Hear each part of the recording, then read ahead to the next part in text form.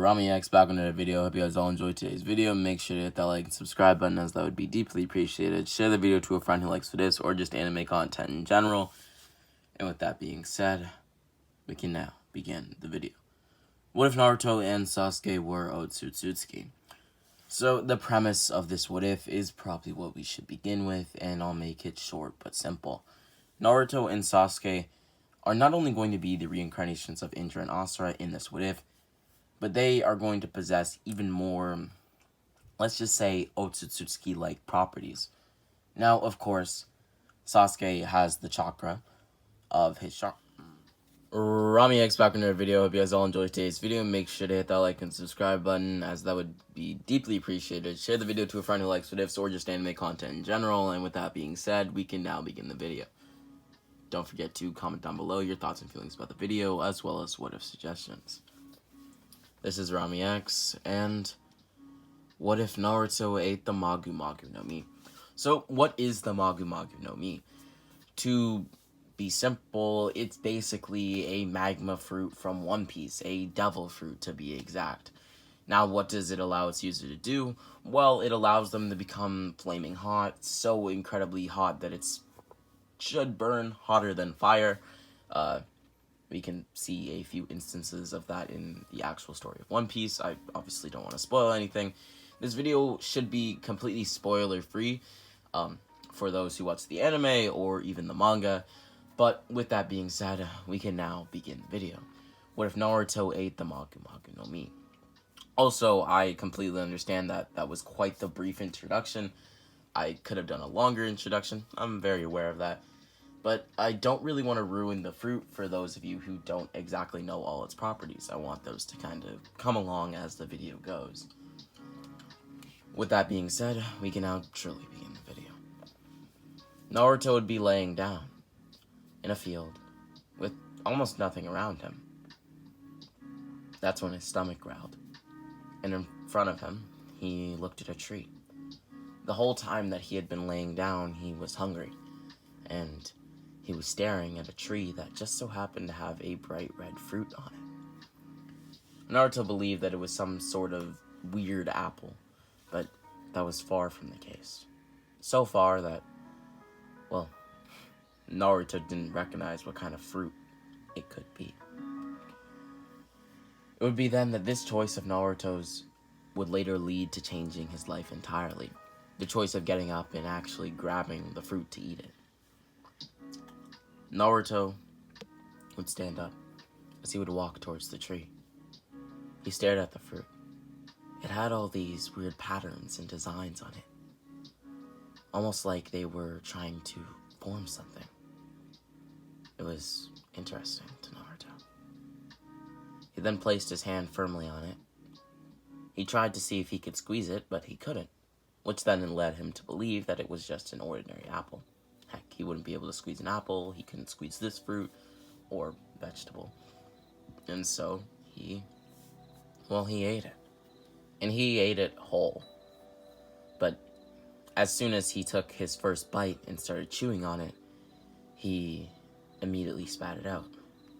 But with no money for food, and with no one around judging him if he picked the food back up, no matter how disgusting it was, he continued to eat it. And eat it, and eat it, until there was no more but the stem. Naruto then dropped the stem on the ground and walked away. He was oddly full, but he still felt hungry. It was hard to explain in a way. With that being said, Naruto quickly went to somewhere new, to his apartment. Some time would now pass. How old was Naruto before? Well, he was about 5 years old. Now he is 7 years old. 2 years have now passed. You see, during that time, Naruto had, well, changed. He had figured something out. You see, a few weeks prior to this day, him being 7 years old, he had actually gotten into a fight with a couple of people. And when I say a couple, I don't actually mean a couple. I mean much more than that. About 4 people, all much older than Naruto, about 5 years older than him to be exact, making all of these people 12 years old. They had just passed the academy and decided to get their revenge, as they had now become Genins, on the one that was known as the Jinchuriki of the Nine Tails. The same very Nine Tails that destroyed their families, killed their parents, etc., etc. And so they decided to enact their anger and deal it out with punches on Naruto. Kicks, hits. And before doing anything, Naruto was defenseless. He pleaded with them not to hurt him, but they did anyway. But when they hit Naruto, it was weird. Different, even. You see, every single time that they hit Naruto, he didn't actually get hit. Their punches went right through him, and when they did, their arms were on fire. Quite literally, they all ended up with third-degree burns just from punching through Naruto. Punching the kid. It was when one of the Genin made the hypothesis that maybe Naruto can't actually be hit, and that their attacks were just going through him, that Naruto realized something. If their attacks were going through him, and he felt literally nothing, then what was to stop him from, well, fighting back? If he couldn't get hurt, then what was the point of not doing so? And so he thought about it. He clenched his fist tight, as something weird began to happen. When Naruto focused his energy, his anger, his presence, his aura on his fist, it started to form lava, magma, around his palm. He slowly began to direct this towards the Genin in front of him, as he would put his hand high in the sky and slam it down into the ground. Magma then began to sprout from each finger of Naruto's. Slowly but surely, you could no longer see his hand, and it was all but magma. Naruto was now a magma man. The Genin said nothing, covering their mouths due to the smoke that was emitted. They didn't know if they should run or call for help or keep attacking. These were some cocky kids, if you will. Naruto didn't know what to believe. Was he now a monster? Was this why? Because he could control lava? Because he was a magma man? A lava man? He could tell that he was different, clearly, than anyone else, but was it because of this power? Naruto had no idea, but he smiled. He smiled even though it was under such unfortunate circumstances. Because although that was the case, he managed to fight for himself. In the past, heck, if Naruto didn't have that ability, then he would have been beaten to smithereens. And he would have been able to do nothing about it. Without a doubt, Naruto was sad that he made the people scared. But he was happy that he fought for himself. That's when somebody appeared. His name, 𝘾𝙍𝙈𝙊𝙃. Hey, Naruto. Huh? Who are you? Lord Third sent me to check up on you. He said it'd be good for the both of us. What? Oh, yeah, we haven't met before. I'm 𝘾𝙍𝙈𝙃. You can just call me Kakashi. And you are? Naruto Uzumaki. Kakashi would go to shake hands with Naruto, immediately pulling away. What the hell? He then looked back at Naruto, whose expression didn't demand anything to be afraid of. Naruto didn't seem angry, nor was he necessarily sad. He just was content. So he didn't know why he was in so much pain from just touching Naruto. Was this possibly the Nine Tails? Kakashi had so many thoughts going through his head, but eventually he would grab Naruto's arm, examining his palm.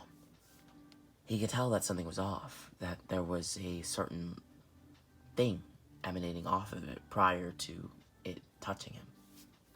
Kakashi would then go on to ask Naruto what it was or what had happened. Naruto would go on to tell Kakashi that a group of people had attacked him and that, well, he started being able to control fire or lava or magma.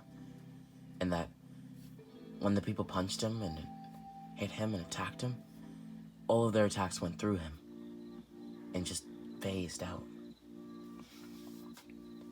Kakashi didn't know what to say. He didn't know what to believe, but he also didn't want to scare a young child like Naruto.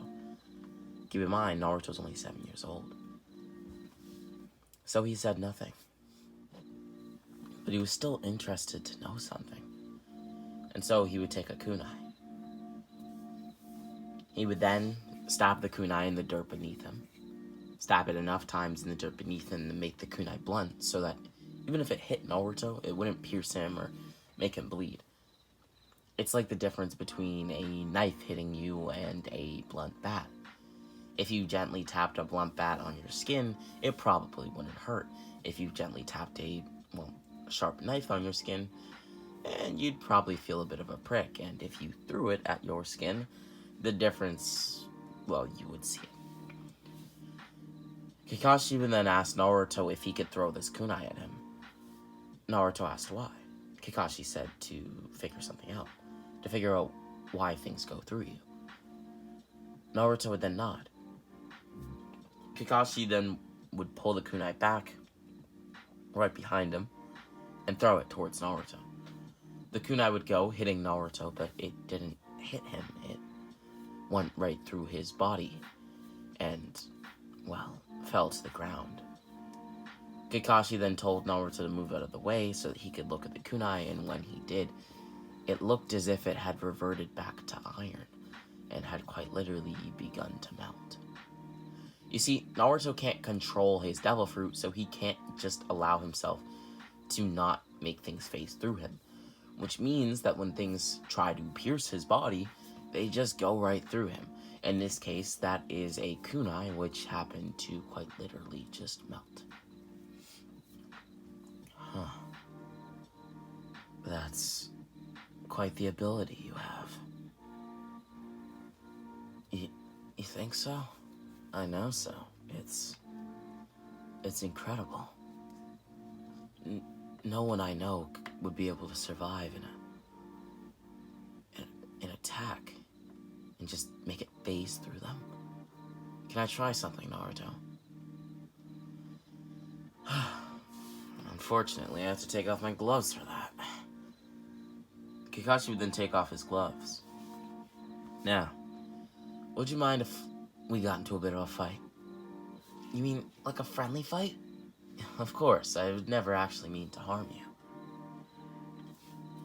Kakashi would then gather chakra up in his left fist. In the case that something got out of hand and, well, maybe Naruto turned berserk and that this might have actually been the Nine Tails, then Kakashi would need to be able to send Naruto flying and create space between him and Naruto. But in the meantime, he would tell Naruto that he would only use one hand in their fight. And so he would. But he wouldn't actually hold back. You see, Kakashi had to test. If he sent quite literally a full-powered punch towards Naruto, would his body just phase through it? Would it just, well, not work? And so he would punch Naruto with a full-powered punch, and though Naruto's body would move due to the stun, it wouldn't feel any damage. It was a interesting sensation inside of Naruto, but he felt almost nothing. And, well, Kakashi felt everything, with his hand now completely burning up and sizzling. He then began to cool it down using a water-style jutsu on his, well, literally on his palm, as he would then put back on his glove. You know what, Naruto? You win. What? You're kind of weak, Kakashi. Are you sure that the third Hokage sent you? I'm positive. He sent me. Anyway, I guess I'll be leaving now. Do you want to meet here tomorrow and the next day and maybe even the next day? In this exact same place? Yeah, it's known as training ground number 7. If you needed directions to it at any point. No, I know how to get here from my apartment. Okay, I've gotta go. Ninja stuff. Duty calls. But, thank you, Naruto. It was very nice meeting you. No problem, Kakashi. I'm glad I met you too. Glad to hear it. Kakashi would then disappear using the body flicker jutsu, as Naruto would then walk home to his apartment. Before walking home, he felt another sensation of hunger, as he would reach into his pocket to see if he had a coupon. It was expired by a few days, but he dropped it on Tucci's counter, and Tucci smiled. I assume that this is a ramen coupon? Yeah. Don't check the date, though. It's fine. Are you sure about that, Naruto? Naruto said nothing, looking down at the coupon that he placed on the countertop. Well, Tucci would pick it up. August 5th? That is kind of expired, you know? This coupon was only good for, well, July 26th to August 2nd. That's 3 days expired right there. Don't lie to me, okay, Naruto? If it's a used coupon, then that's fine. If it's expired, that's fine. But don't lie, okay? No one likes a dishonest person. And it's not good to be one. Anyway, you can have your ramen. Of course you can. What? Really? I'm not gonna charge you for ramen anymore, actually. Don't worry about it. One day when you get older, you can pay me back. Are you sure? 100%. Actually, if you want to eat breakfast, lunch, and dinner here, you can. Gee, thanks. Thanks, old man. Hey, don't call me that. I'm younger than I look, I swear. With that being said, Naruto would finish his ramen in a hurry as he would walk back home, thanking Tucci and running out the door. That kid always leaves in such a hurry. Where is he going?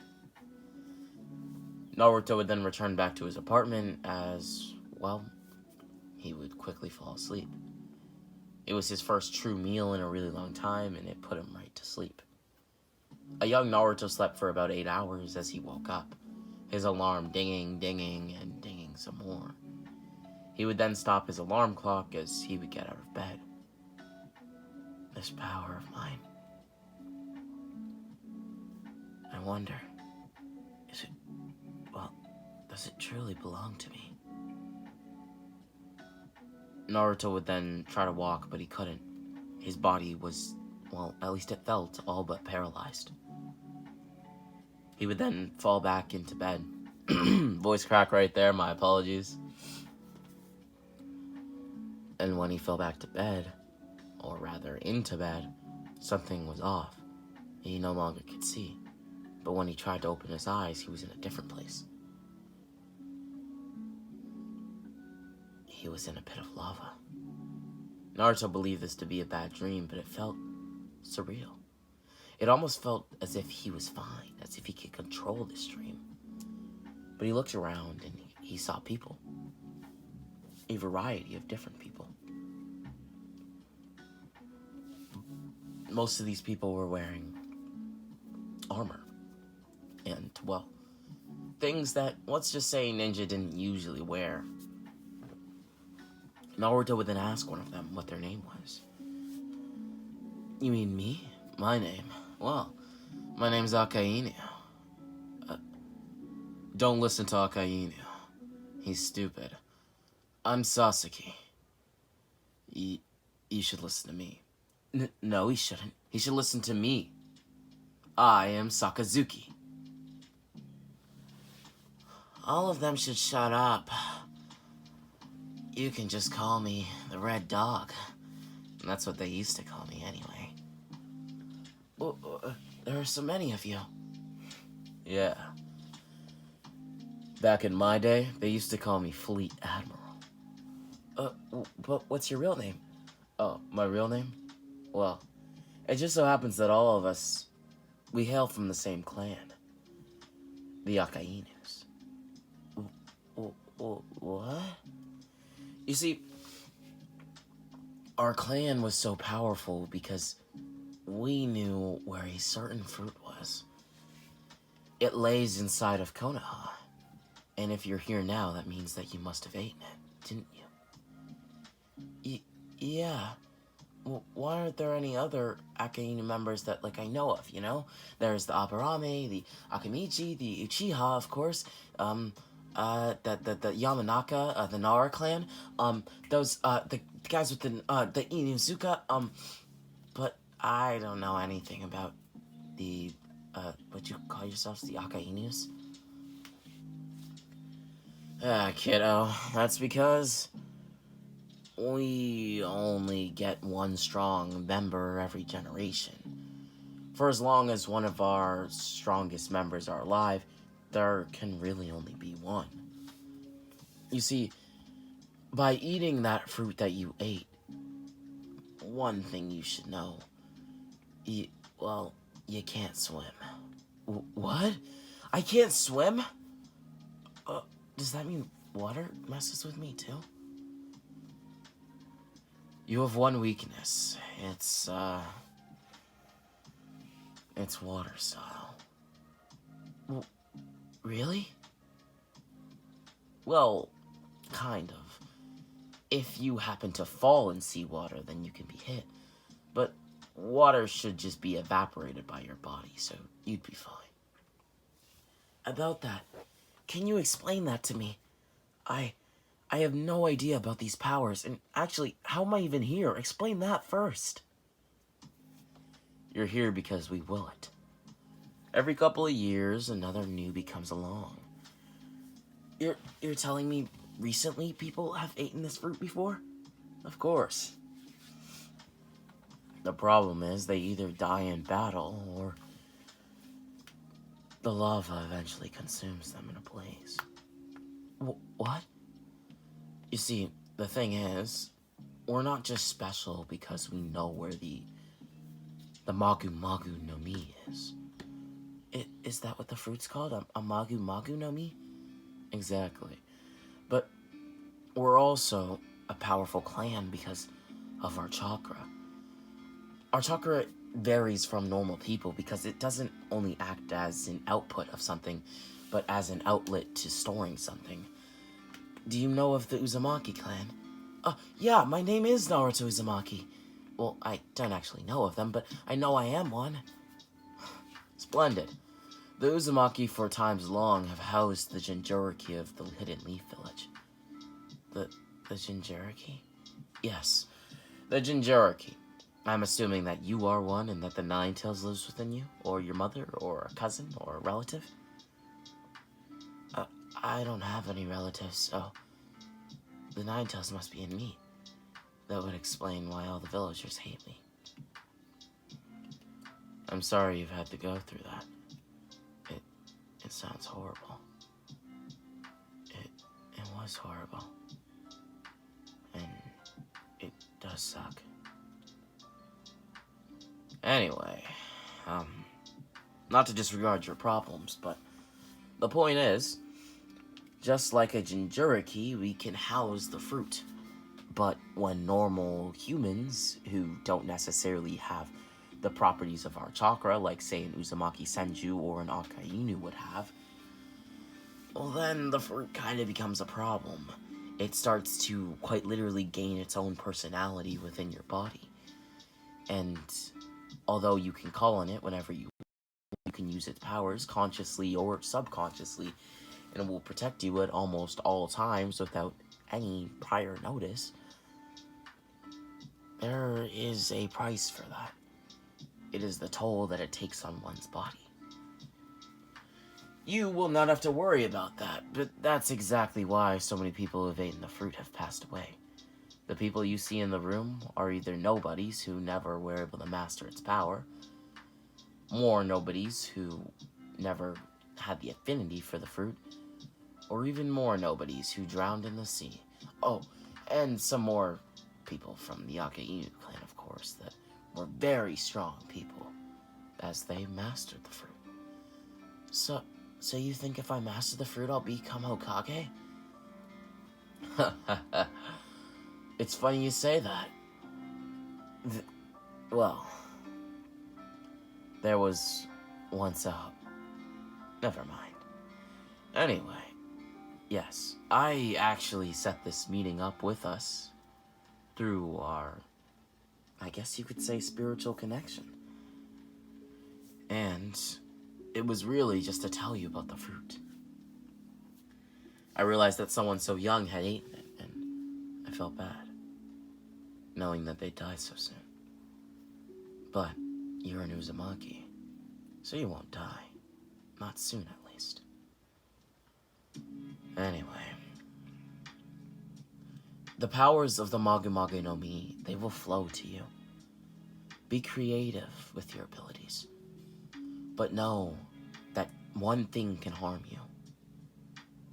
What? Wait, something's wrong. 𝘎𝙈𝙊𝙄𝙈, stop it! Why are you trying to damage the spiritual connection? Because our worlds shouldn't mix anyways. You've taught this brat enough about the damn fruit. No, don't.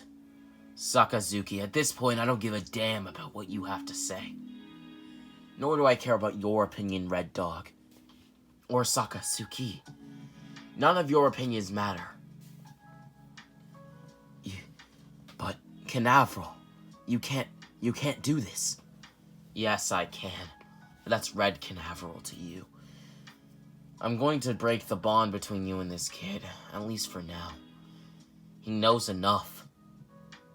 So just quit it. But nothing. You can't destroy the bond. He's just a kid. What does this mean? 𝘎𝙈𝙊𝙆, talk to me. Red 𝘎𝙈𝙆𝙆 over there is destroying our link, which means I can't tell you anything more about the fruit. I'm sorry. The one thing that can hurt people who possess the Magu no Mi is... No! Damn you, 𝘎𝙈𝙆𝙆. Red 𝘎𝙈𝙆𝙆. Naruto would then wake back up. His body was no longer paralyzed and he could move freely. Except he had now been blessed with a variety of knowledge. A vast amount of knowledge which would prove useful in the future. And so, he would stand up, going outside and meeting Kakashi. It would be here that he would explain everything that he learned to Kakashi. Kakashi was dumbfounded. He never knew such a thing existed, and he believed that many people hadn't known. If it was true and so many people had died who used the fruit, then that would make sense, because nobody ever lived long enough to be able to spread, well, the rumors or tales of the fruit.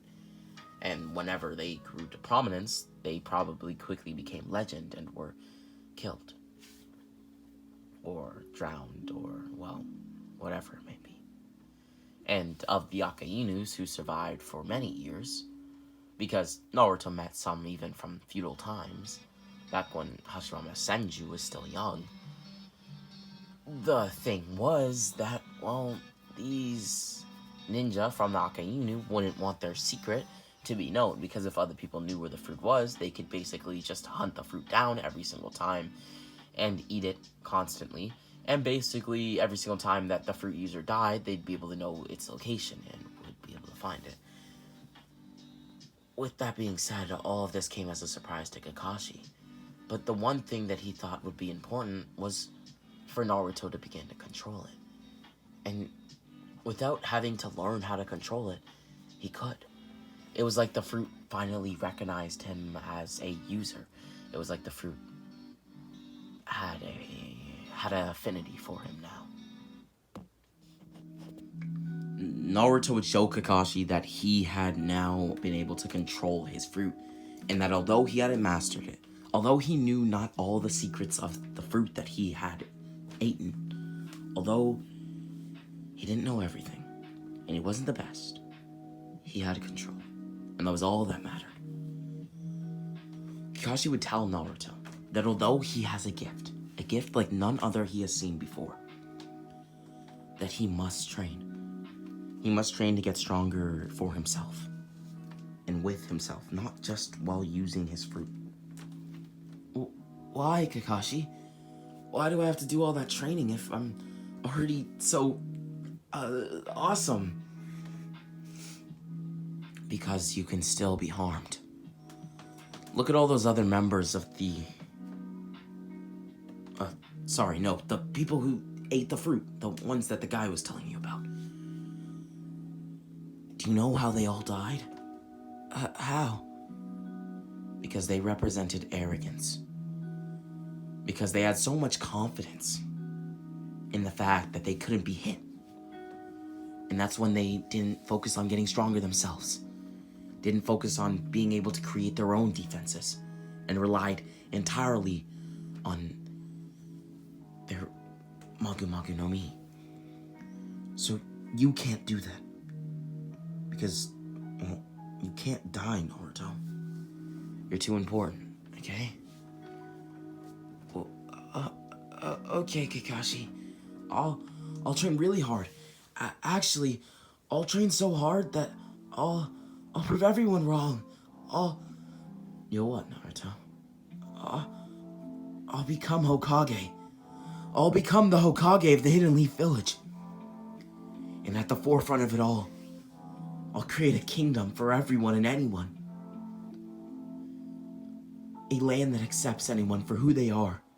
Not just because of where they came from or whether or not they're from the land of fire. Funny enough, I'll do it all by using fire. By using the abilities granted to me by the Magu no Mi. I'll conquer this world. No, not conquer. I don't want to conquer. I'll make it so that everybody has peace, you know? And not by conquering it, by people actually wanting to have peace. I know that peace is hard to attain and that so many people have probably wanted it in the past, but I really want it. I really want peace. I want to create a world like that.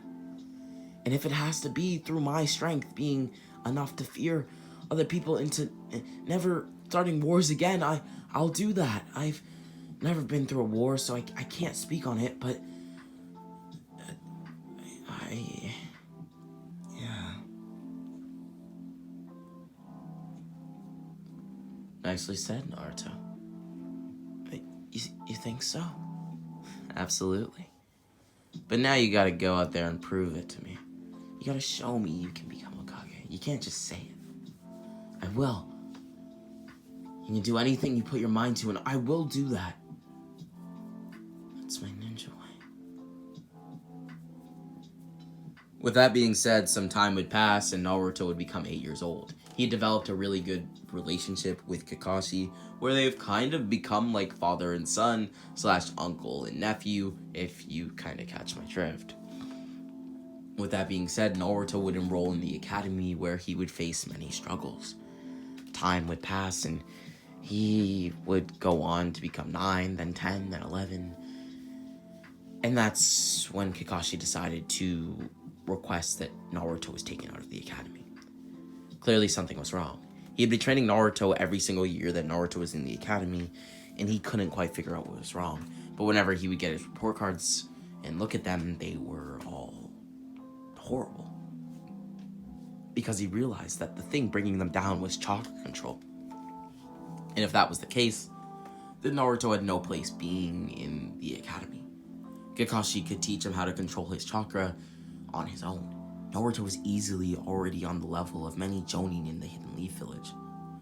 And so, Kakashi would pull him out of the academy.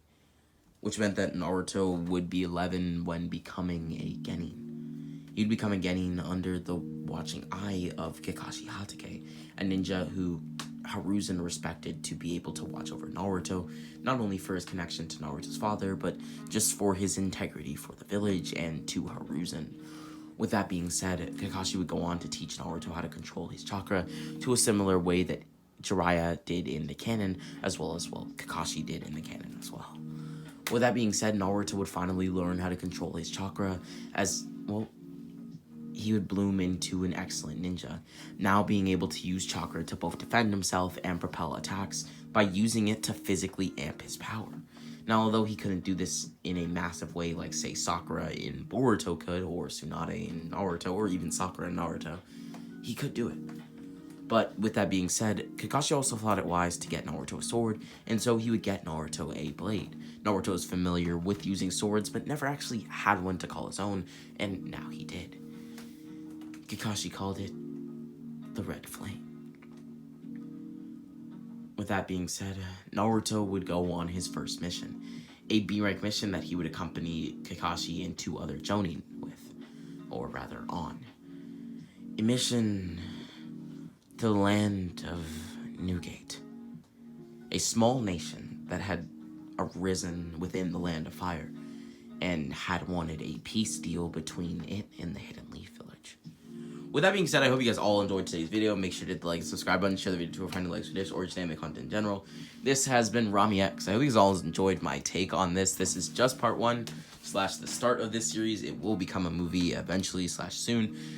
But yeah, this has been 𝙎𝙊𝙏𝙃. I hope you guys all enjoyed today's video. Make sure to hit the like and subscribe button, share the video to a friend who likes this or just anime content in general. And with that being said, 𝙎𝙊𝙏𝙃.